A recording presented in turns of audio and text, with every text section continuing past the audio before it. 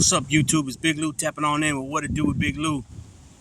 And every morning when you go to the sports channel, First Take, First Things First, you see the same stories every morning. The NBA free agency is just finished last week on Wednesday and Thursday. The draft was the same week, the beginning of the week, I believe, or the week before. Anyhow, it's the same two stories. Brooklyn, New Jersey, Brooklyn Nets, not New Jersey, Brooklyn, with KD and Kyrie. Kyrie opted in for his $36 million contract. I believe he has 1 more year, maybe 2 more years, I'm not sure. KD, on the other hand, just extended his contract last year for 4 years, right? Okay, so he's requested a trade. Kyrie opt in, like I said, doesn't mean he can't push a trade. But with KD, he's got 4 years. KD's a big time commodity. You know what I'm saying?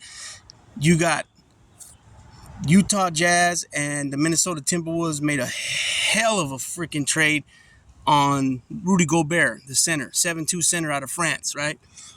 They gave 4 or 5 players, Patrick Beverley being one of them, and also 4 or 5 draft picks. And the reason why I'm saying 4 or 5 when it comes to the draft picks is I believe one of them is unrestricted or something, or not protected pick. You know what I mean? Something like that.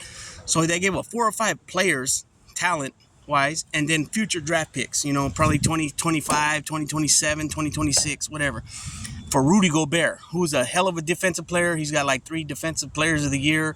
He's a hell of a rim protector, shot blocks, rebounder, 14 rebounds a year he averages a game. You know what I mean? 2-3 blocks a game. He's a hell of a defender. He's a 3-time defensive player of the year, and he was a contender from winning probably another 1 or 2 more defensive players a year. Anyhow, I said that to say this. When you bring Kevin Durant into it now, after Minnesota and Utah making a trade like that, what is KD worth? Obviously he's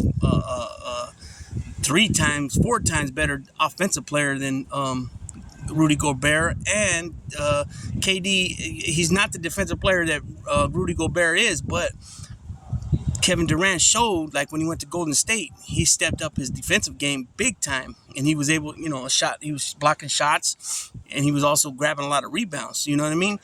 And because that's what they do in Golden State. It's about the defense. You know what I mean? We're number 2 defensive team last year. You know what I mean? And they were up there again when Durant was there. We've been up there, all along these last of seasons since Steve Kerr's been there. But Durant can show that he can play defense when the coaches are telling him, hey, that's what you got to do. You know what I'm saying? Now he's a superstar. So when he gets, now he's in New Jersey, he's away from that. Even though Steve Nash was part of the coaching staff in with Golden State when Durant was there. It's a different scenario. But not even saying that Kevin Durant's on the defensive level that Rudy Gobert is. All I'm saying is that he's 4 times the offensive player at least, and when it comes to defense, if he has to play defense, he will. When he's not pressured, I don't want to say pressured, but when he's in a system like how the Warriors system is, it's about the defense. The defense opens up the offense. You know what I mean? In the half court, the full court, not the full court press, but the full court transition. You know what I mean? The fast break. You know what I mean? The half court D. The man to man. It opens up things for the offense. And so, anyways, with Gobert, being a deal like that, where 4 or 5 players, active players, and then 4 or 5 draft picks, you got to look at it like Kevin Durant's worth, man. Okay, talent-wise, player-wise, immediate players right then and there, he's got to be worth the same, at least 4 or 5 players. I would say, to be honest with you, I would say 6 players, and 2 of them got to be all-stars. You know what I'm saying? Not superstars, but all-stars. You know what I mean? At least 1 all-star and 1 very close to it. You know what I mean? And then you're talking like 6 to 8 draft picks. Easy. The dude is phenomenal. He's like, I've been saying it. I had Durant when he came on over to Golden State back in the 2015-2016 season, or whatever year that was, 2016-2017.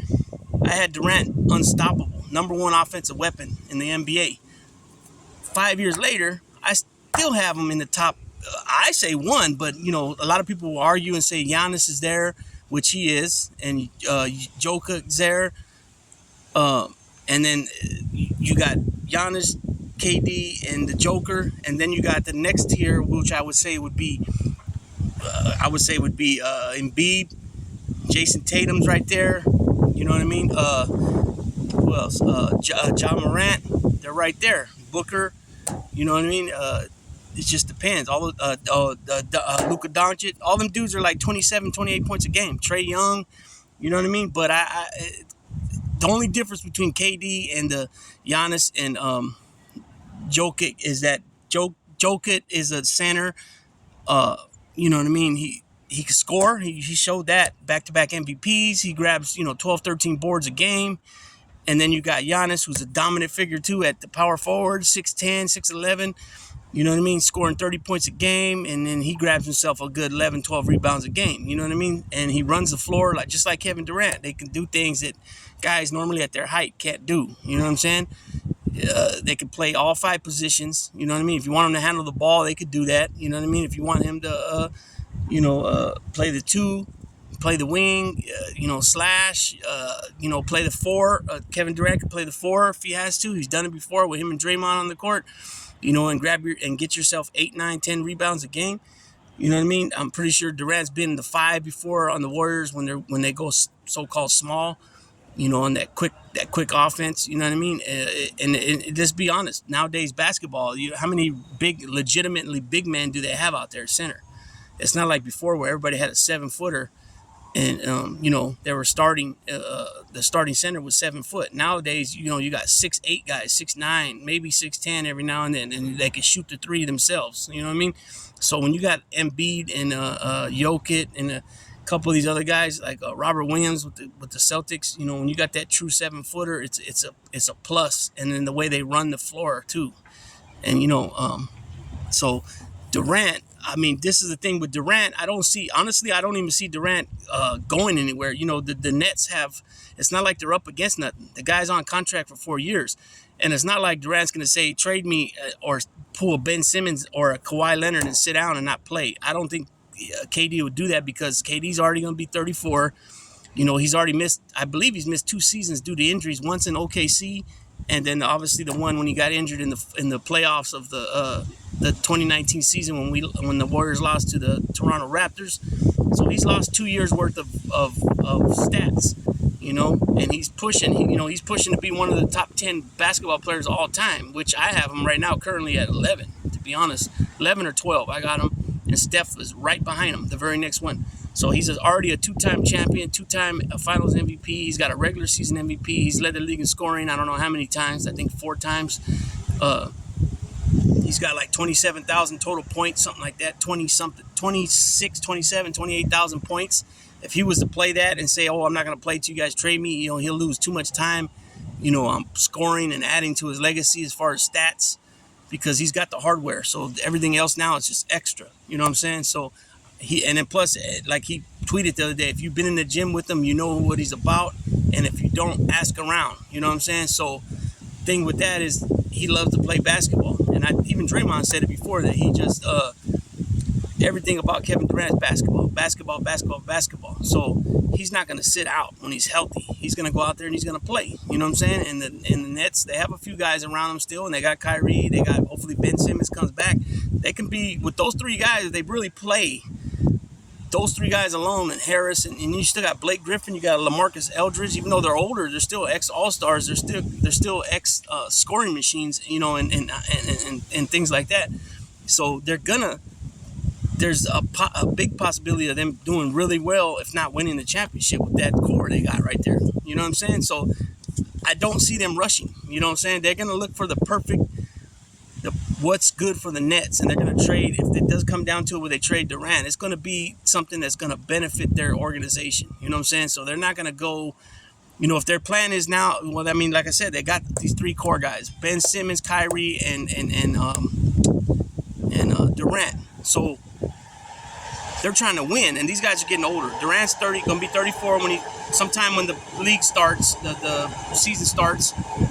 Kyrie's 30. Ben Simmons is younger than that. So those guys are young still. But KD, I say KD's probably got like 4 years left at the elite level. If you don't get injured at elite level of a superstar, he has about 4 years left. And then after that, if he decides to hang it up or he continues to play like a Carmelo Anthony, you know what I mean, and be more of a role player, OG, whatever, teaching the younger guys. But I don't see him. I don't see the Nets like rushing to go trade him. You know what I'm saying? He's got 4 years left on his contract, and that's another thing. Whoever picks him up is a good thing. A lot of times what happens is, guys will get traded, and then they only have a year left on their contract, and then they end up losing them, or they got to move them. They try to move them so they don't just lose out totally. You know what I'm saying? Now they say so like I said, the Nets are going to do what's best for the Nets, and they're going to have to get with, like I said, with the deal between the T-Wolves and the Jazz. With Gobert, it's going to be a very good. Durant's worth way more. You know what I'm saying? And it's going to be a big, huge package deal, and probably most likely it's going to be two teams besides the Nets involved. So you total 3 teams. You know what I mean, on the deal. Because when it comes to like they were talking about Durant possibly coming back to the Warriors, which that's awesome. If it happens, I don't see it happening because of the egos involved. With some of the things that was said, like the Bob Myers joking at the parade on stage, and the Draymond and the KD incident with, we go, leave, whatever he said. I don't remember exactly, but basically he was saying that we won with you, we'll win without you, which they proved that. So that's another slap in the face. Then they're saying, oh, well, does it look bad on KD for him leaving Steph to go be with Kyrie? That's another true statement. I mean, if you really want to get down to it, facts, you know what I'm saying? But Kevin Durant's a beast, and I don't really see him coming to the Warriors. And then that Warriors, I mean, who the Warriors, like I was just saying right now, Kevin Durant's worth so much. Warriors would have to give up what? Jordan Poole, Kuminga, Moody, Wiseman, Wiggins. You can't trade Wiggins because Wiggins is on I believe how it's explained is Wiggins is on a rookie extension, and Ben Simmons is also. So you can't have two guys on the same team or something like that. You can't have two guys on a rookie extension on the same team. Like on a trade though, you can't acquire one on a trade or whatever, sign and trade, however that works. So you couldn't do that. So that's why I had said if it could be a two team, total 3 teams with the Nets. So the Nets, if they were trying to move Wiggins and these other guys, it would be the Warriors. It would be the Nets, the Warriors, and somebody else, because it doesn't work like that. You know what I'm saying? So it's all tricky. And then, like I said, I do believe that at the start of this season, the Nets, Kevin Durant will be suiting up and playing with the Nets. That's a simple. I can't put it no simpler way. They're gonna take their time. They're gonna get what they want, and obviously the future. It'd be more about the future. Like it'd be ideal for him to go to the Warriors and then to get Moody and Wiseman and Kuminga and all these youngsters, but the Warriors, I don't think they're going to do that because, like I said, Durant's only going to be, he's got 4 years on his contract. Durant's only going to be good at an elite level for another probably 4 years. I would say 4 to 6 years. And then after that, role play, role player. But I don't see them giving up all that for Durant to win, I mean, I don't know. It's kind of like in the air because if they trade him, if they do acquire him somehow, yeah, we're, most likely they're going to win. They're going to win. They're going to win 2 or 3 again like they did the first time with him. You know what I'm saying? Depending how deep the bench is, you know what I'm saying? But they're getting older, so they can't be doing those, 40-minute games, 43-minute games. You know what I'm saying? They gotta rest these guys a little bit, So high 30s, but it depends the depth, how deep their bench is. You know what I'm saying? So, it just depends. If Joe Jacobs and Joe Lacob, and the other dude, I can't think of his name right now. If they want to win 2-3 more championships like now, then they'll do it. They'll find a way to do it. But if they want to look towards the future where they have the OG Steph, Clay, and Draymond with Poole, Kuminga, Wiseman, where it's a balance. Because like I just said, they're getting older, so their minutes are going to go down. The youngsters are going to get more minutes. Jordan Poole already showed that he can scoop, that he can play ball. You know what I'm saying? Kuminga, Moody, they're more, youngsters, so they're not really doing it as much. But Andrew Wiggins is going to just get better and better. You know what I'm saying? I honestly believe that with this season, the way he played, especially in the finals, on that level on the defensive end and the offensive end. But he made a lot of key blocks and a lot of key defensive moves and steals in the finals down the stretch, especially game 4, 5, and 6 on Tatum, and he shut him down a lot of the time. Wiggins already was an all-star. I believe he's just going to get better and better and better, and so is Jordan Poole. You know what I'm saying? And I believe Kuminga and Moody is going to do the same. And then Wiseman, man, I know Wiseman. I know it's saying far-fetched, saying that a lot of his footwork reminds me of Hakeem Olajuwon, but I mean, for him being 7 foot and the way he catches that ball on the low block and the way he spins and that, you know what I mean, for a dunk or a quick layup, it reminds me of Hakeem Olajuwon.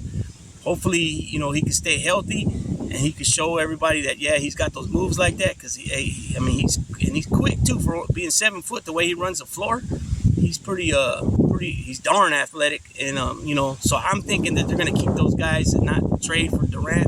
And on top of that, the 3 draft picks, Baldwin, Rollins, and Santos. See how they come on in. So you got 6 guys that are between 19 and 21 years old. That's the future. And then you got Jordan Poole, who's 24 years old. And then Wiggins was just drafted in 14, so it ain't like he's been around forever. He's been around 7-8 years.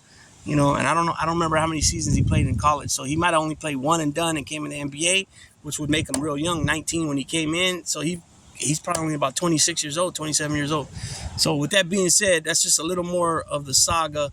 The saga continues with the Brooklyn Nets and the KD speculations and assumptions and blah, blah, blah, and Kyrie Irving, going to the Lakers. That's another thing. Kyrie Irving to the Lakers. They have to move Russell Westbrook. They have to, because there's no way in hell that they're gonna be playing together. There's no way. And Russell Westbrook's not gonna say, "Okay, I'll come off the bench," because he thinks his way is the right way.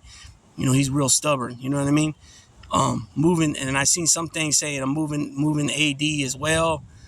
And I think one of the trades was Kyrie and Ben Simmons for AD and Russ, and then some picks and some other couple players. I can't remember the names right now, but I believe they're going to start off as he's going to be in New Jersey as well. I think they're going to give it another shot and see what they can do. That's what I think. But I could be wrong. I'm not. I don't even have inside scoop like Woj and freaking Wendy and all these other guys that work for ESPN and the other networks that cover nothing but the NBA. You know what I'm saying? So with that being said, Big Lou's gonna tap on out with What It Do with Big Lou, and I'm out.